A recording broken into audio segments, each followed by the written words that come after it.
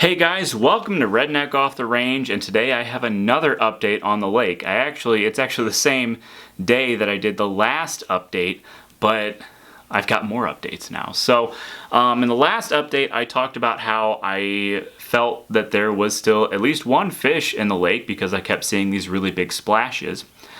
And I know now for a fact that there is a fish in the lake. I didn't catch it on camera, but not too long after I filmed that, those clips, I was, going down, walking the dog, and, going along, trying to see if I could find anything more than just frogs and minnows. And I saw a very distinctive ripple in the water, like there was a fish swimming. It's kind of almost like a V shape, and something, the water just disperses from the V. Kind of like a snake. If you've ever seen a snake slither across a lake, it's a very distinctive look, and it was very similar to that. And so I was able to go down and actually see in the water the actual shape of the fish, and I could actually make it out, and it was a grass-eating carp. It was like 2 foot long, and you could see the scales and everything and just how it moved through the water. And so that's very exciting to me, because that means, I counted 23 dead carp in the lake when all the fish died. And that means there was at least 24 carp, because now there's at least one living. There could be more. But if there's a carp living in there, there could also possibly be other fish living in there. And I know for a fact that some are, or at least were, because another thing I found the same time I was down there and I saw the carp was I saw a little bitty baby bluegill, and I'll show a picture of it right here. It was dead, but it was freshly dead. It hadn't, it couldn't have been dead more than 24 hours. So it means it was alive and living in the lake after the aeration system killed all of the big fish.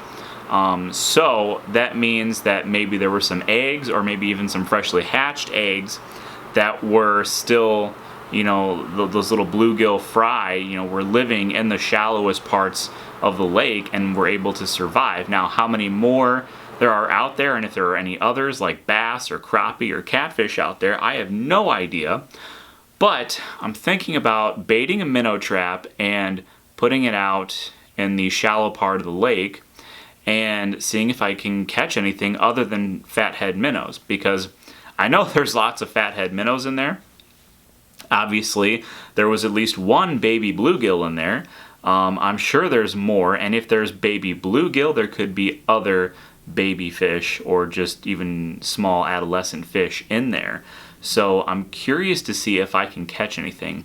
The last thing I found was a dead frog, and I know that's not exciting, but it was washed up on the rock shelf where I found all these other interesting things, and it was missing its head. Something bit the head off of this frog. Now, I don't know if that means the frog died and something came along and ate the head, but I would assume that if something comes along to eat the head, they would just eat the whole frog, if we're talking about like a raccoon or a possum or a coyote or whatever.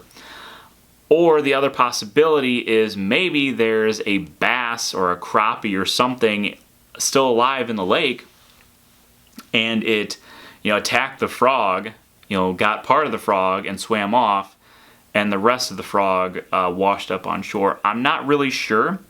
It just seems very odd that there was just a dead frog right next to the water with its head bitten off. I just thought that was very weird, and I wouldn't assume that another frog would eat the head off of a frog. So I don't really know what that means, but I'm going to investigate in this a little more, because the more I look at the lake, the more life I seem to find. I thought that all of the fish were going to die, and including the minnows, but the minnows still survived, and they're multiplying like crazy. And I thought the tadpoles and the frogs would die off because of all the fish died off. So I would assume that all the tadpoles at least would die off because they are living in water. But they didn't. And so all the frogs are multiplying like crazy.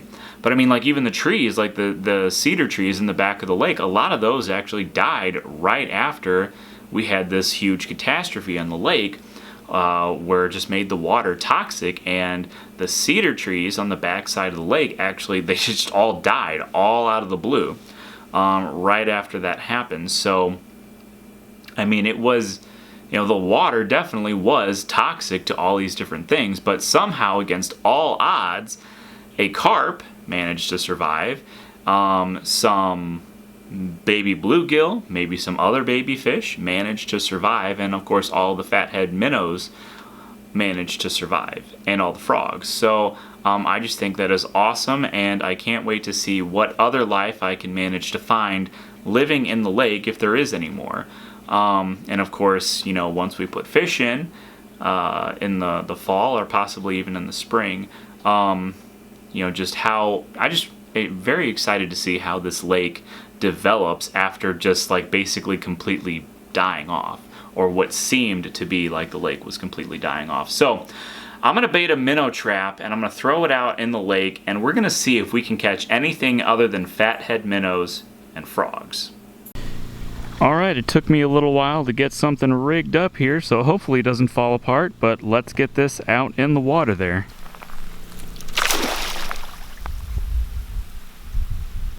All right, moment of truth. It's been in there for about an hour. Let's see if I caught anything.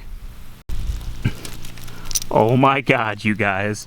Those are all bluegill. Oh, that is awesome. So I know there's at least one carp, and I know that there's quite a few little baby bluegill in here. I'm kind of curious to see if there's any crappie or bass, so I might throw this little minnow trap around in a few other places, and I have another one. I could throw both of them out there and just see what I can catch, if I can catch any little bass. I mean, I haven't seen anything big, because I'm sure everything big has died, but anything little, probably just like the minnows, got into the shallowest parts of the lake and survived, or like I said, there could have been eggs that just hadn't hatched yet, and maybe those eggs, or even the fresh fish, the fry, freshly hatched fish,